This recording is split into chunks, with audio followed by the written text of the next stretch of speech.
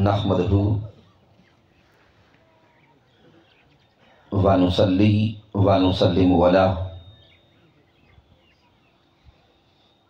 सय्यदिना व मौलाना मुहम्मदिन नबिय्यिल अमीनिल मकीनिल करीमिर रऊफिर रहीम। अम्मा बअद फ़अऊज़ु बिल्लाहि मिनश शैतानिर रजीम।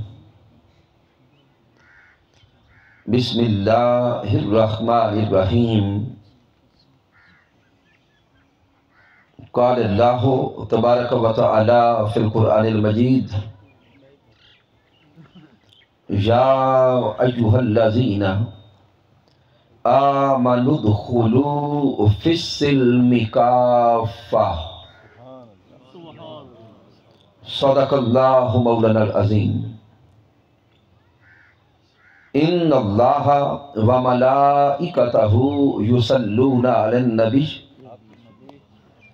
या अय्युहल्लज़ीना आमनू सल्लू अलैहि व सल्लिमू तस्लीमा। अस्सलातु वस्सलामु अलैका या सय्यदी या रसूलल्लाह व अला आलिका व अस्हाबिका या हबीबल्लाह। अल्लाह रब्बुल इज़्ज़त की तौफीक से और ताजदार कायनात सल्लल्लाहु अलैहि वसल्लम के नाअलैन पाक के तसद्दुक़ से आज हम एक अजीम आशिक रसूल जनाब मोहतरम काजी मोहम्मद अफजल साहिब मरहूम उनके इसाले सवाब के लिए इस महफ़िल पाक में हाजिर हैं। गम के इस मौका पर हम मोहतरम काजी मोहम्मद अफजल साहिब के साहबजादगान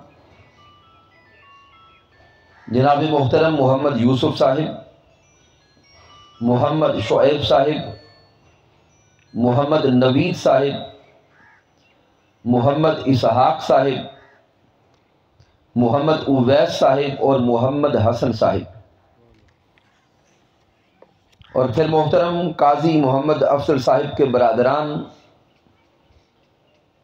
मोहतरम मोहम्मद इनायतुल्लाह साहिब, मोहतरम मोहम्मद जावेद साहिब, मोहम्मद फैयाज साहिब, मोहतरम मोहम्मद नवाज साहिब और ख़ानदान के जमी अफराद, इन सब के लिए दुआ करते हैं कि रब्ब कायनात सबको सब्र जमील अता फरमाए और मोहतरम काजी मोहम्मद अफजल साहिब को जन्नत में आला मुकाम अता फरमाए।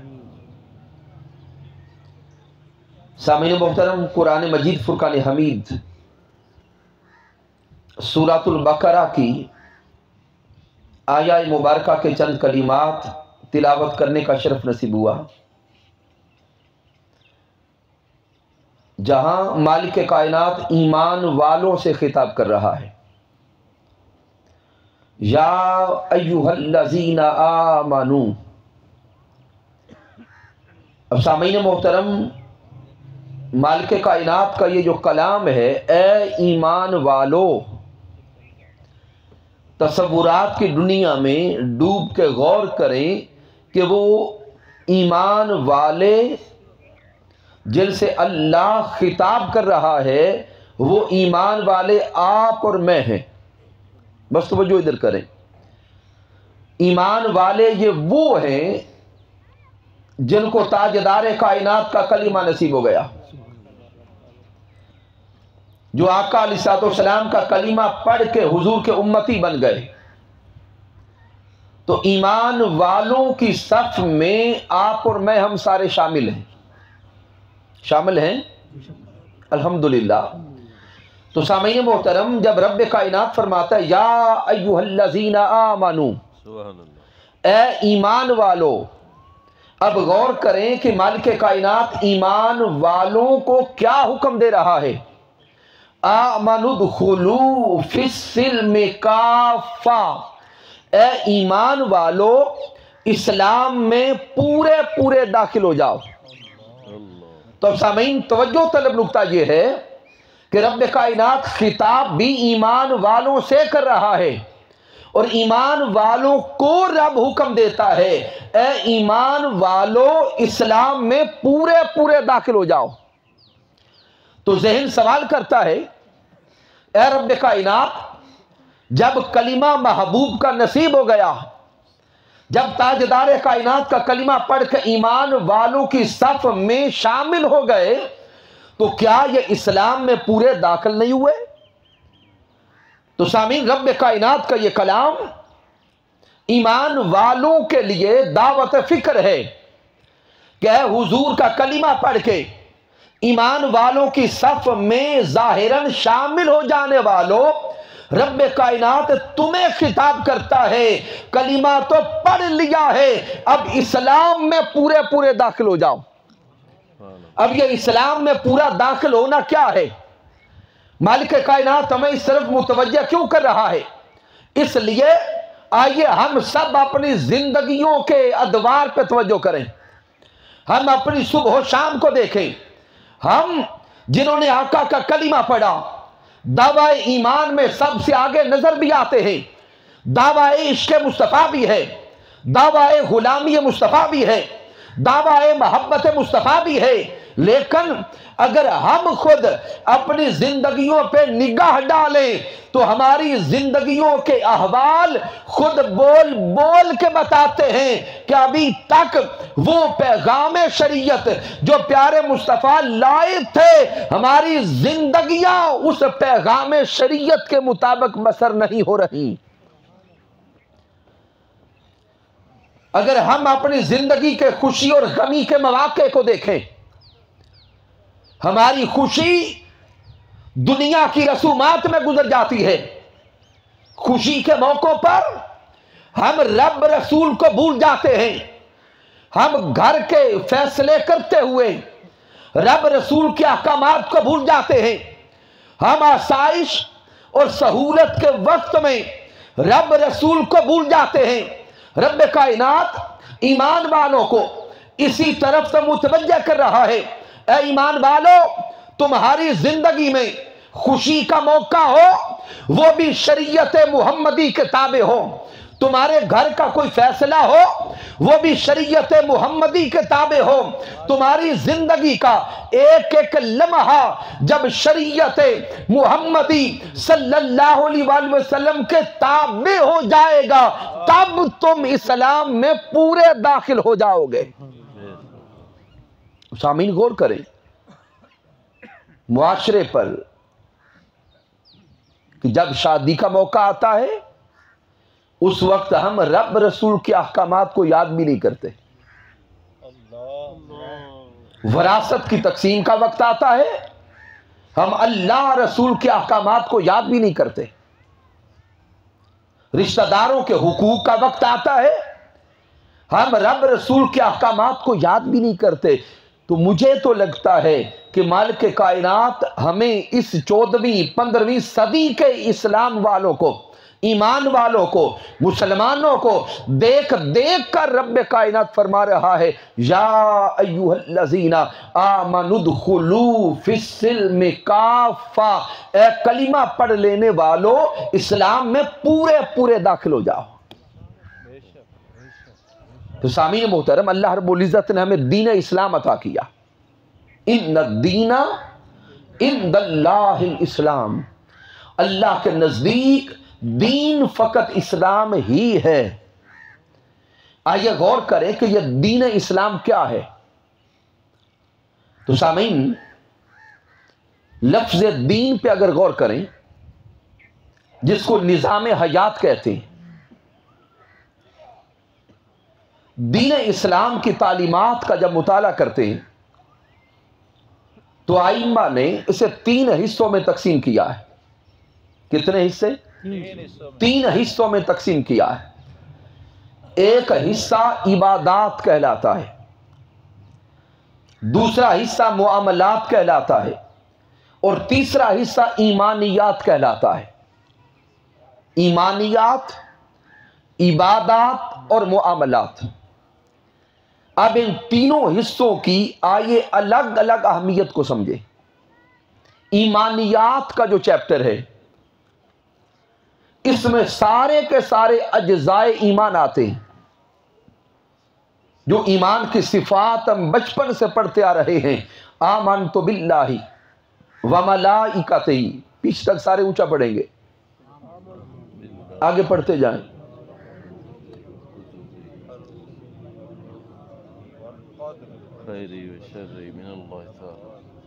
तो सामीन मोहतरम, ये जो सारे के सारे अज्जाए ईमान हैं, इन सब पर ईमान लाने का जो चैप्टर है उसे ईमानियात कहते हैं। इस ईमानियात के हिस्से की अहमियत यह है कि यह असास है, यह बुनियाद है, यह जड़ है।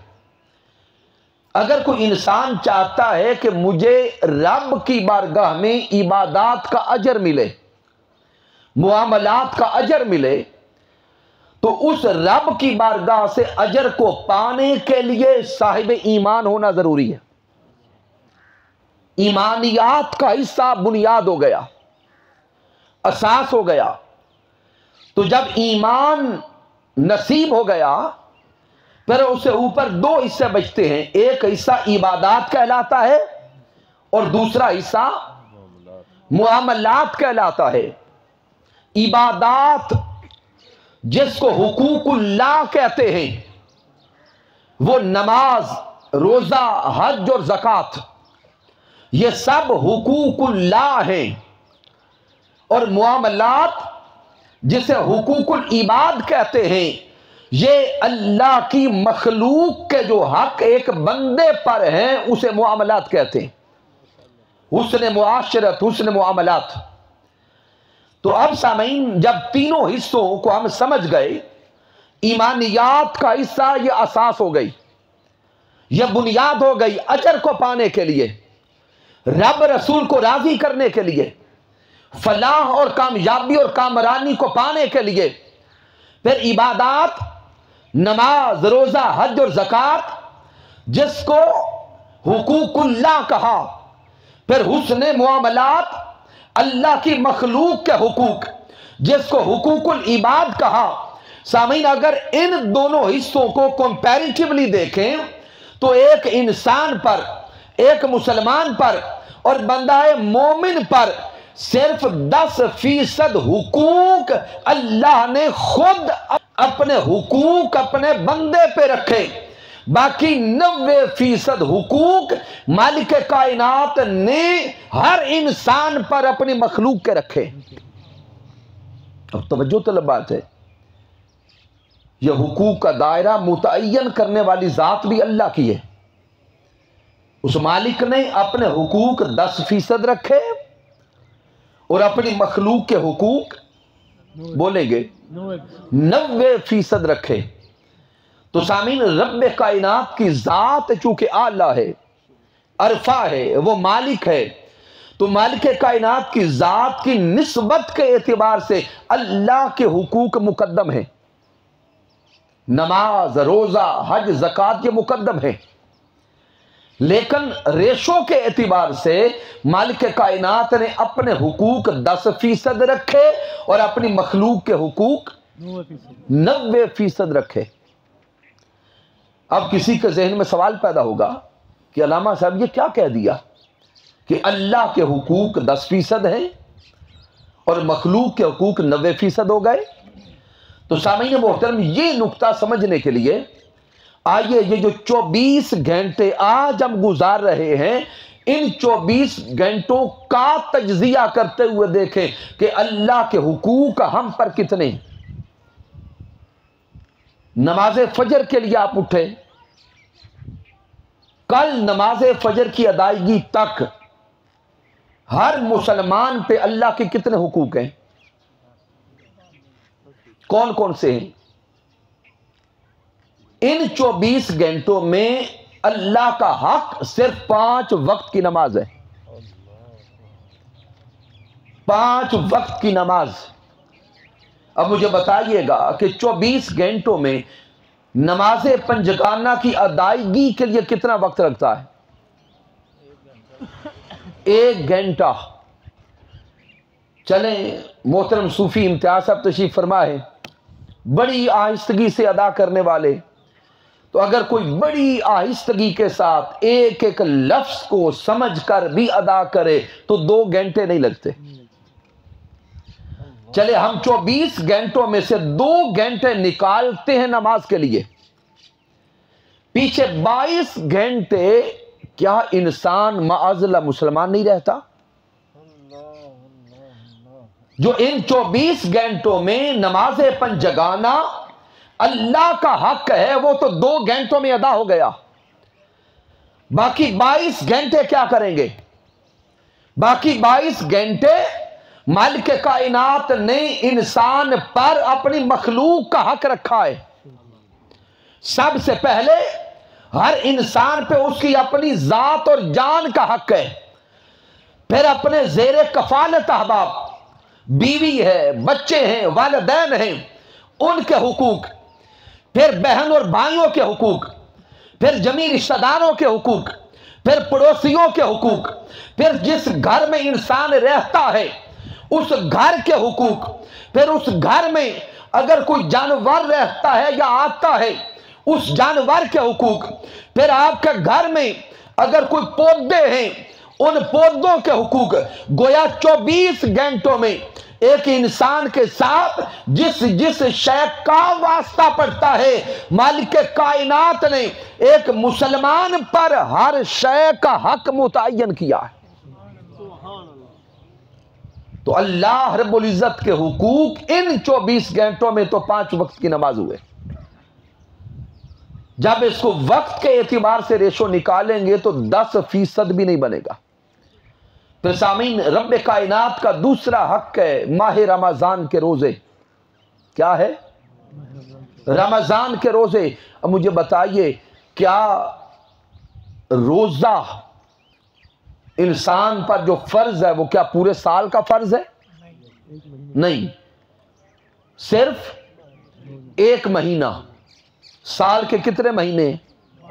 12 महीनों में सिर्फ 1 महीना रोजा फर्ज है। फिर ज़कात पे आ जाएं। ज़कात जो अल्लाह की तरफ से फर्ज है, क्या हर इंसान पे ये फर्ज और वाजिब हो जाती है? नहीं। किस पे होती है? बोलते रहे। साहिबे निसाब पर। तो क्या जो साहिबे निसाब है वो सारे का सारा माल ज़कात में दे देता है? नहीं। कितना देता है? 2.5%। क्या हर महीने देता है? नहीं। कब?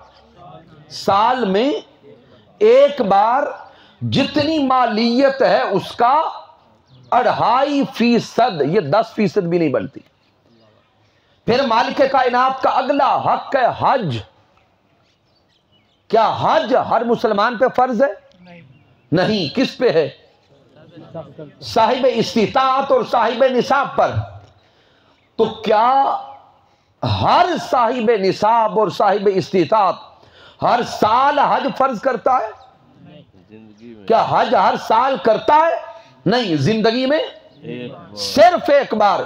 तो अब सामीन, जो मालिक कायनात के हुकूक हैं उन अल्लाह के हुकूक का तज्जिया करते जाएं तो वो 10% भी एक मुसलमान की जिंदगी में नहीं बनते। और मालिक कायनात ने जो अल्लाह की मखलूक के हक रखे हैं उन मखलूक के हुकूक को रब्बे कायनात कबूलियत के लिए उस रब ने अपने हुकूक पर भी मुकद्दम कर दिया है। बड़ा अहम नुक्ता दे रहा। मालिक कायनात अपने हुकूक जो इंसान अदा करता है वो हुकूक भी कबूल तब करता है जब अल्लाह की मखलूक के हक अदा किए जाए। नमाज अल्लाह का हक है, लेकिन रब्बे कायनात नमाज भी उसी की कबूल करता है जो अल्लाह की मखलूक के हक अदा करता है। कोई कहे कि अलामा साहेब नमाज तो अल्लाह का हक है, ये अलग इबादत है और मखलूक के हुकूक जुदा हैं, तो जो नमाज पढ़ी है उसका अजर तो अलग मिलना चाहिए।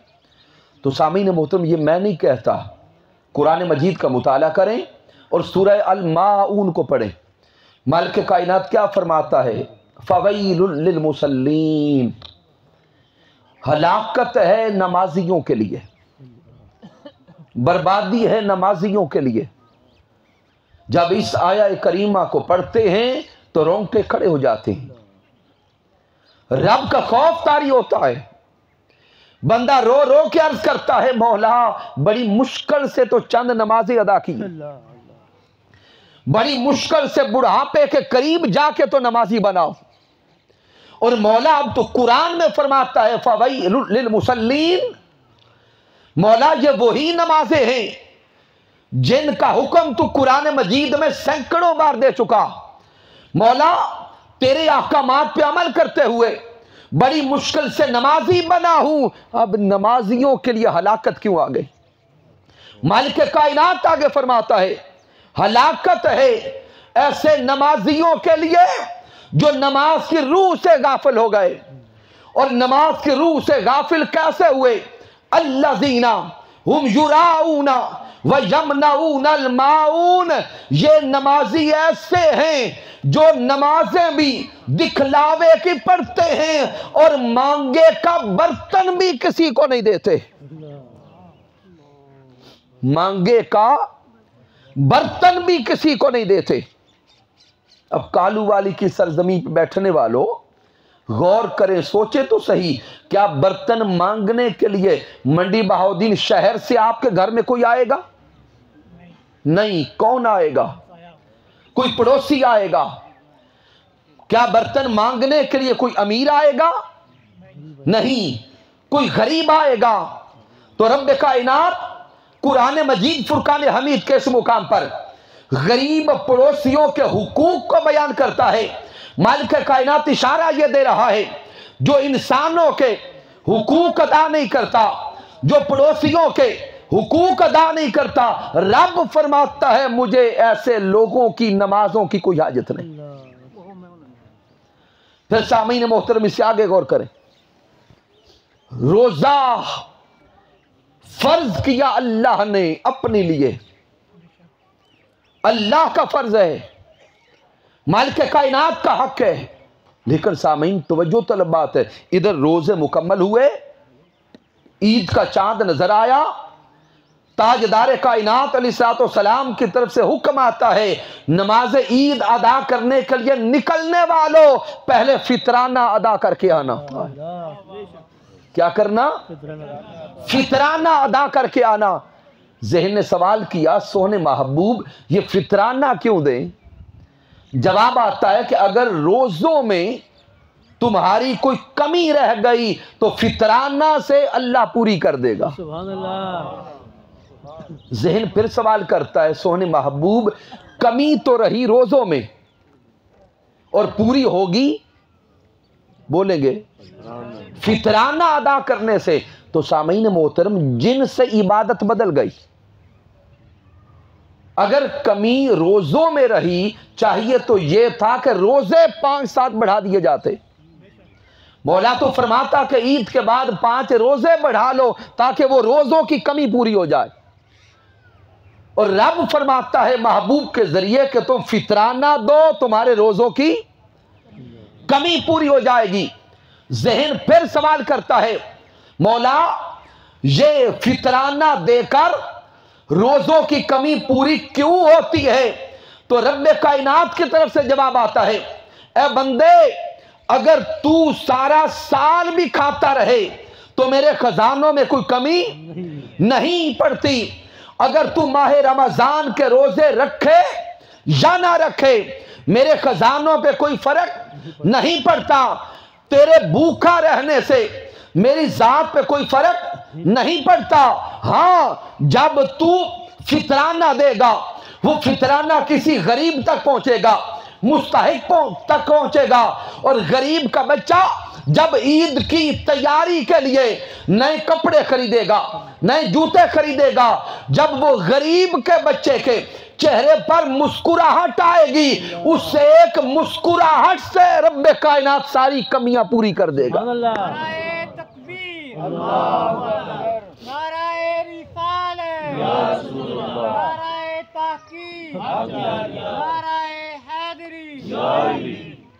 तो सामीन मोहतरम, पता चला कि मालिक कायनात ने जो हर मुसलमान पे और हर इंसान पे अपने हुकूक रखे हैं, उनकी कबूलियत को भी जोड़ दिया है अपनी मखलूक के हुकूक के साथ। फिर ज़कात की तरफ आए। ज़कात किसका हक है? बोलेंगे अल्लाह का हक।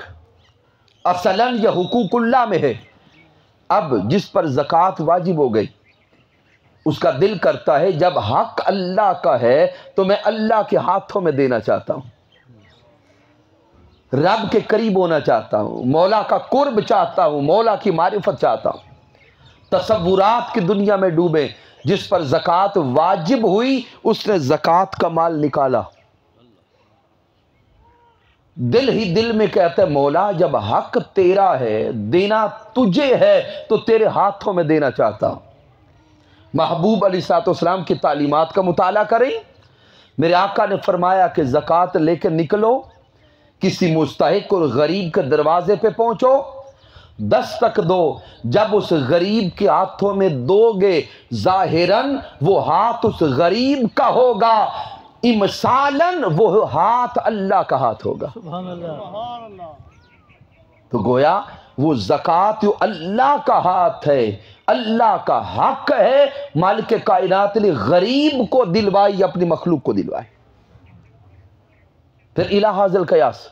अब नुक्ता समझ गए कि अल्लाह रब्बुल इज़्ज़त के जो हुकूक हैं, उनकी कबूलियत का राज भी मालिक कायनात ने हुकूकुल इबाद के साथ जोड़ दिया। अब एक मुसलमान पर दीगर इंसानों के हुकूक क्या है? तो सामीन, दीन इस्लाम की तालीमात का अगर मुताला करें तो दीन इस्लाम ने हर इंसान को सबसे पहला हक जो दिया है वो जीने का हक है। किस चीज का हक है? जीने का हक। दीन इस्लाम ने हर इंसान को सबसे पहला हक उसकी जान का तहफ़्फ़ुज़ दिया, जीने का हक दिया। यहां तक कि मालिक कायनात ने कुरान मजीद फुरकान हमीद में इंसान की जान की हुर्मत को बड़े लतीफ अंदाज में बयान किया। मेरा रब कुरान मजीद में फरमाते हैं, मन कतल नफ्सन बिगैर नफ्सिन औ फसादिन फिल अर्द फकअन्नमा कतल अन्नास जमिया। रब कायनात फरमाते हैं कि जिसने किसी एक इंसान को नाहक कत्ल किया, जिसने किसी एक इंसान की जान ली, मेरा रब फरमाता है कि गोया उसने पूरी इंसानियत का कत्ल कर दिया। अब ज़हन सवाल करता है कि ए मालिक कायनात, जान तो किसी एक इंसान की ली और तू कुरान में फरमाता है गोया उसने सारी इंसानियत को कत्ल कर दिया। इस पे आई मैं तफसीर बयान करते हैं कि मालिक कायनात यह इशारा दे रहा है कि इंसान को बनाने वाला मैं हूं। इस इंसान को आसन तकवीम मैंने बनाया। इस इंसान को जमी मखलूकात में सोहना और सुथरा मैंने बनाया।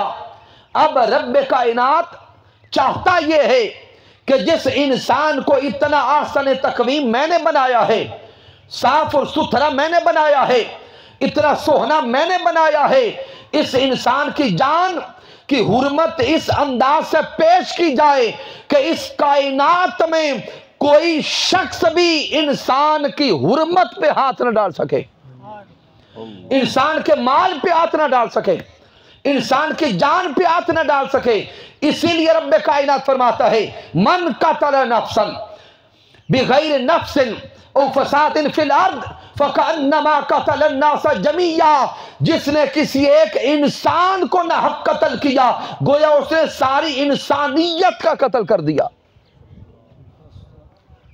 और आज अगर हम मुआशरे पे निगाह डालें और बिलखुसूस अपने ज़िला मंडी बहाउद्दीन को देखें, तो इस वक्त पूरे मुल्क में कत्लो गारत की रेशो जहां पे आपको ज्यादा नजर आएगी। सामीन, एक तरफ हम कलिमा ताजदार कायनात का पढ़ने वाले, हुजूर ताजदार कायनात की मोहब्बत और इश्क के नारे लगाने वाले, तो यार क्या मुमकिन है कोई हुजूर का कलिमा पढ़ने वाला दूसरे मुसलमान भाई को कत्ल कर दे? फिर इंसानी जान की हुर्मत देखे, मेरे आका अलैहिस्सलाम काबतुल्लाह का तवाफ कर रहे। और इस हदीस पाक को इमाम इब्ने माजा नकल करते हैं, इमाम तबरानी नकल करते हैं। हदीस पाक के रावी हजरत अब्दुल्लाह इब्ने उमर रदियल्लाहु ताला अन्हु हैं। प्यारे आका अलैहिस्सलाम काबतुल्लाह का तवाफ कर रहे हैं। यतूफु बिल काबा, आका ताजदार कायनात तवाफ काबा करते करते अचानक रुक गए। हुजूर अलैहिस्सलाम ने अपना रुख काबतुल्लाह की तरफ किया और काबतुल्लाह की तरफ इशारा करके कहा, ए काबतुल्लाह, तू बड़ी अजमत वाला है, तू बड़ी शान वाला है, तेरी खुशबू बड़ी प्यारी, तेरी शान बड़ी आला।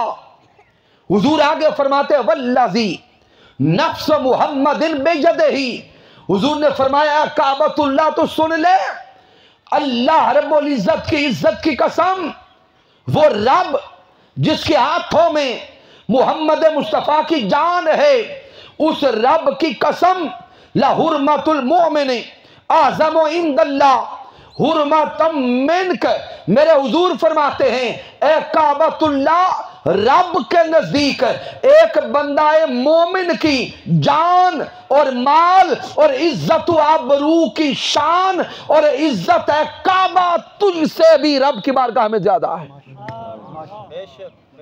सामीन, हुजूर के कलिमात हैं। मेरे आका काबतुल्लाह को खिताब करके कहते हैं, ए काबतुल्लाह, एक बंदा मोमिन की जान और माल की इज्जत रब की निगाह में तुझसे ज्यादा है। और आज हमारा हाल ये है, हम इधर गुनाह करके, कत्ल गारत करके, दूसरों के हुकूक छीन कर हम काबा का तवाफ करने जाते हैं गुनाह बख्शवाने के लिए। अल्लाह की इज्जत की कसम, जो दूसरों की जान लेता है, दूसरों के हुकूक छीनता है और दूसरों के हुकूक गसब करके काबतुल्लाह का तवाफ करने जाता है, सिर्फ इस सोच को लेकर कि मेरे गुनाह बख्शे जाएंगे, जो दूसरों के हुकूक छीन के काबा का तवाफ भी करता है, मौला उसका तवाफ काबा भी कबूल नहीं करता। आइए तालीमात दीन इस्लाम को समझने की कोशिश करें। फिर सामीन मोहतरम, इमाम मुस्लिम सही मुस्लिम मिला है, इमाम तिरमजी जामे और तिरमजी मिला है, इमाम हाकिम नकल करते हैं, इमाम बैहकी नकल करते हैं। और इस हदीस मुबारक के रावी हजरत अबू हुरैरा रदियल्लाहु ताला अन्हु हैं। आज हम अजीबो गरीब कल्चर की तरफ चले गए, अजीब माहौल और कैफियत की तरफ आगे बढ़ गए। सामीन, ये जो असलहा साजी है, आज गौर करें, ये इस इंतहा तक कैसे पहुंची। हमने ईद के मौकों पर या जाहिरी खुशियों के मौकों पर आपने देखा होगा कि हमारी दुकानें जो हैं वो नकली असलहा से भर जाती हैं। और फिर हमारे बच्चों का एक ही शौक होता है, मां बाप से लड़ लड़ के कहते बंदूक लेके दे। सामीन मोहतरम, ये आगाज था जहन साजी का। मैं बड़ी माजरत के साथ अपने बुजुर्गों से अर्ज कर रहा, अगर आगाज में आज से 20, 25, 30 साल पहले इस सोच को वहीं पे दबा दिया जाता और नकली असलहा अपनी औलादों के हाथों में न थमाया जाता, तो आज असली असलहा तक नौबत ना आती। वो वक्त था अपने मुआशरे को संभालने का। लेकिन आइए, अभी भी जो वालिदैन बैठे हैं, मुआशरे की इस्लाह करने की सोच रखने वाले बैठे हैं, इस बुराई के रास्ते को रोकने की कोशिश करें। मेरे आका अलैहिस्सलाम ने तो यहां तक फरमा दिया, जो असलहा से किसी इंसान की तरफ से डराने के लिए इशारा करता है। किस लिए? मकसूद उसका कत्ल करना नहीं, मारना नहीं, सिर्फ खौफ और हिरास फैलाना है। मेरे आका अलैहिस्सलाम ने फरमाया कि जो इंसान दूसरे इंसान की तरफ सिर्फ असलहा का इशारा करता है, जब तक वो अपने भाई की तरफ उस हथियार से इशारा करके रखता है, तब तक अल्लाह के फरिश्ते उस इशारा करने वाले पर लानत भेजते रहते। शाबीन, हम किस तरफ चले गए? मेरे आका अलैहिस्सलाम ने तो हमें जिंदगी गुजारने के ऐसे उसूल अता किए, अगर हम उनको समझ लें और अमल कर लें तो ये जिंदगी जन्नत बन जाए। मेरे आका अलैहिस्सलाम ने तो घर के अंदर जो इस्तेमाल होने वाले आलाते सब्जी हैं, यानी सब्जी काटने के लिए जो चाकू और छुरी का इस्तेमाल है, हर घर की जरूरत है। मेरे हुजूर ने वो चाकू छुरी एक दूसरे को पकड़ाने के भी आदाब सिखा दिए।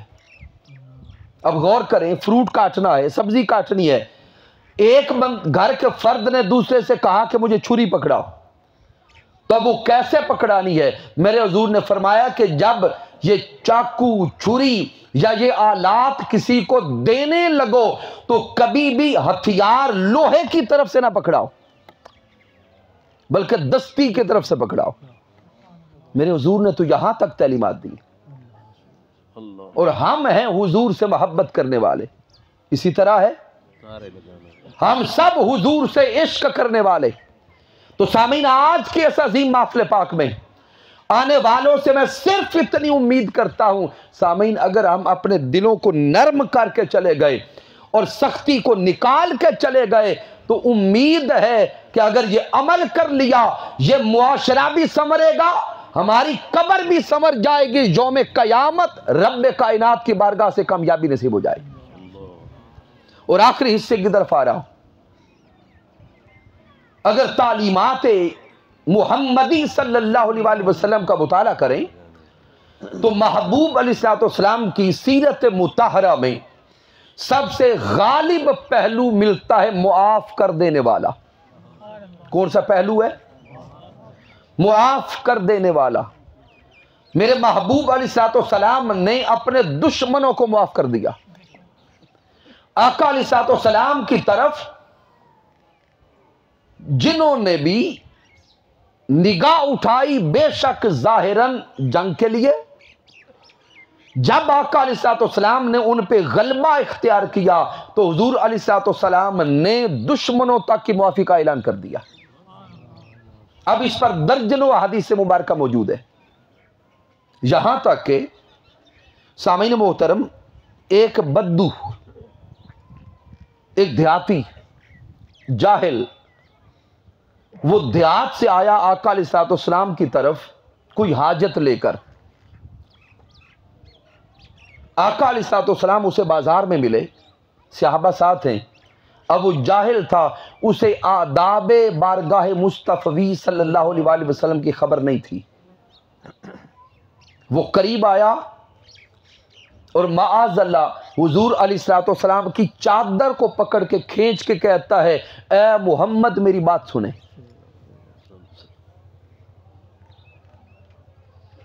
अब उसे इल्म नहीं था कि बारगाह मुस्तफ़ा की आदाब क्या है। उस जाहिल ने आका अलैहिस्सलाम की चादर मुबारक को इस सख्ती से खींचा कि हुजूर अलैहिस्सलाम की नर्मो नाजुक गर्दन मुबारक पर निशान पड़ गया। सहाबा इकराम जलाल में आ गए। सहाबा ने उसको पकड़ लिया। मेरे हुजूर ने फरमाया, छोड़ दो, इसको खबर नहीं कि इस बारगाह में आना कैसे है। मेरे आका अलैहिस्सलाम अपने चेहरे पे मुस्कुराहट रख के उससे पूछते, बता कैसे आना हुआ। अल्लाह अल्लाह। उसका अमल देखें, सहाबा का जलाल देखें और ताजदार कायनात के तबस्सुम के साथ कलिमात देखें। वो कहता है कि मैं हाजतमंद हूं,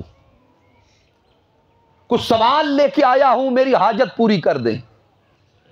मेरे आका अलैहिस्सलाम ने मुस्कुरा के उसकी हाजत को पूरा कर दिया। सुभान अल्लाह। और सहाबा को फरमाया कि इसकी हाजत पूरी करो और वापस हिफाजत के साथ इसे छोड़ दो। फिर सामीन मोहतरम, मैं सिर्फ एंड की तरफ चंद इशारात दे रहा हूं। आका अलैहिस्सलाम की करीमी का हाल देखें। मेरे महबूब अलैहिस्सलाम नमाज की अदायगी के लिए मुसल्ले पे खड़े, तकबीर इकामत हो गई, सहाबा इकामत दे चुके, अभी तकबीर तहरीमा का वक्त है। आका अलैहिस्सलाम ने अभी तकबीर तहरीमा नहीं फरमाई, बाहर से किसी साइल की आवाज आई, या मोहम्मद। आका अलैहिस्सलाम ने आवाज सुनी, वो पुकार रहा था, मेरी मदद कीजिए। आका अलैहिस्सलाम ने मुसल्ला इमामत छोड़ दिया। मेरे हुजूर ने सहाबा को फरमाया इंतजार करें। हुजूर तशरीफ ले गए, उसकी हाजत को पूरा किया, हाजत रवाई फरमा के लौटे तो मेरे आका ने जमात करवाई। और आज हाल क्या है, हमारे अपने रिश्तेदार भूखे मर रहे होते हैं और हम दुनिया की अयाशी में मस्त होते हैं। सगा भाई, सगी भाई की औलाद वो भूखे पड़े रहते हैं, हम अपने बहन भाइयों का ख्याल भी नहीं करते।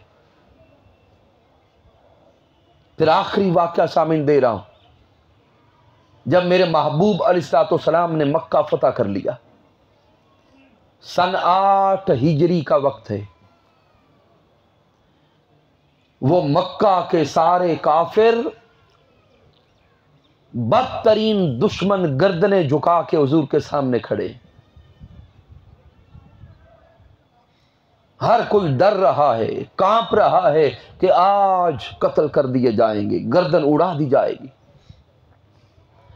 मेरे आका ताजदार कायनात अलैहिस्सलाम फातेह की हैसियत से मक्कातुल मुकर्रमा में दाखिल हुए। मेरे आका ने पहला कलीमा इरशाद फरमाया, काबातुल्लाह की चाबी कहां है? उस्मान बिन तलहा काबा का मुतवल्ली था। काबातुल्लाह की चाबी हाथों में लेकर डरता हुआ, कांपता हुआ हुजूर के सामने आया। आका ताजदार कायनात ने काबातुल्लाह की चाबी ली, अल्लाह के घर का दरवाजा खोला, अंदर तशरीफ ले गए, शुक्राने के नवाफिल अदा किए। आका ताजदार कायनात नवाफिल अदा करके बाहर तशरीफ लाए। उस्मान बिन तलहा खड़ा था, जिस्म पे कपकपी तारी थी, खौफ तारी था कि आज हमारी जिंदगी का आखिरी दिन होगा।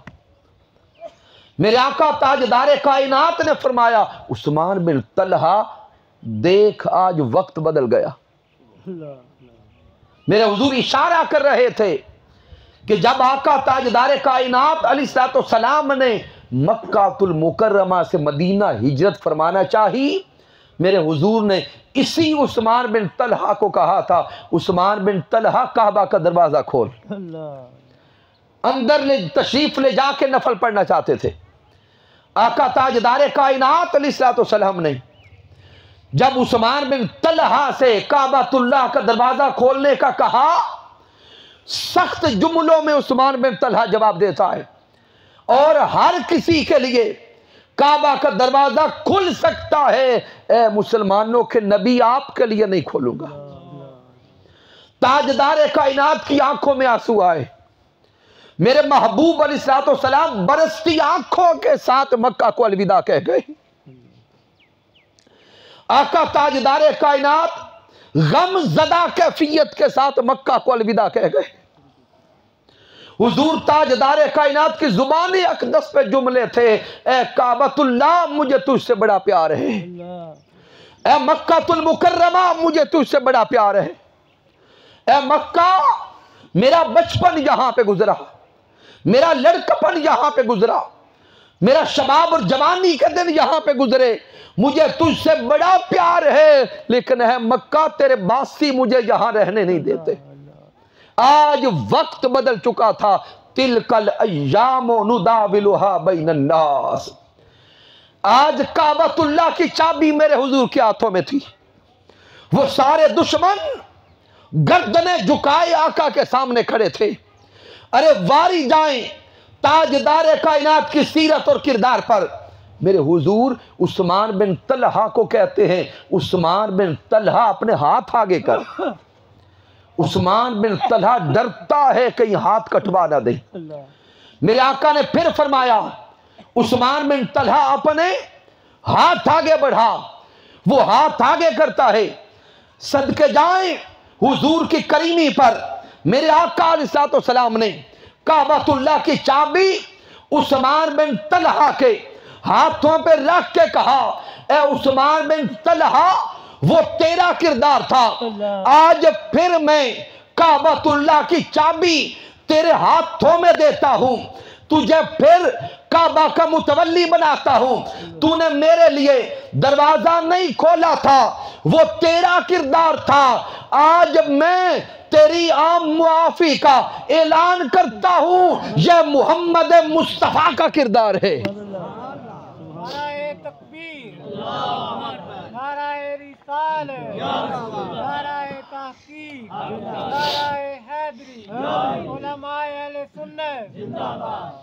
आका ताजदार कायनात से मोहब्बत करने वालों, मेरे महबूब अलैहिस्सलाम ने फतह मक्का के मौका पर सारे दुश्मनों की माफी का ऐलान कर दिया, सबकी माफी का ऐलान कर दिया। अरे दिल पे हाथ रख के सोचे तो सही, वो आका अलैहिस्सलाम के इस दुनियावी एतिबार से बदतरीन दुश्मन थे जिनको हुजूर ने मुआफ कर दिया। क्या हम सगे भाई को मुआफ नहीं कर सकते? क्या हम अपनी बहनों को मुआफ नहीं कर सकते? क्या हम अपने रिश्तेदारों को मुआफ नहीं कर सकते? क्या हम मुसलमान अपने मुसलमान भाइयों को मुआफ नहीं कर सकते? खुदा रहा अगर आका अलैहिस्सलाम की सीरत मुताहरा पे अमल करना चाहते हैं तो आइए इस मुआफी के कल्चर को आम करें, इस मुआफी के कल्चर को आम करें, दिलों में नरमी पैदा करें, चेहरों पे मुस्कुराहट लाएं और अपने बहन भाइयों और पूरे खानदानों को जोड़ने की कोशिश करें।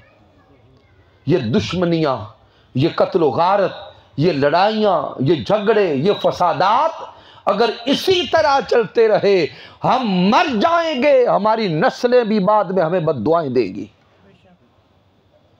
ये मुल्क हमारा है, ये देश हमारा है, हमने ही अपनी नस्लों के लिए इसे करार गाह और आराम गाह बना के जाना है, बेहतरीन मस्कन तैयार करके जाना है।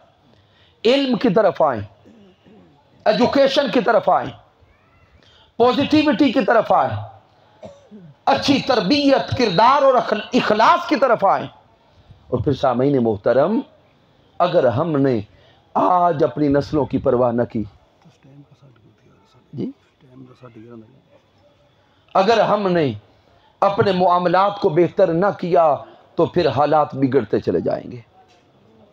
रब कायनात की बारगाह अक़दस में दुआ करते हैं कि मालिक कायनात महबूब अलैहिस्सलाम के तसद्दुक से हमें आका अलैहिस्सलाम की सीरत मुताहरा के मुताबिक अमल करने की तौफीक अता फरमाए।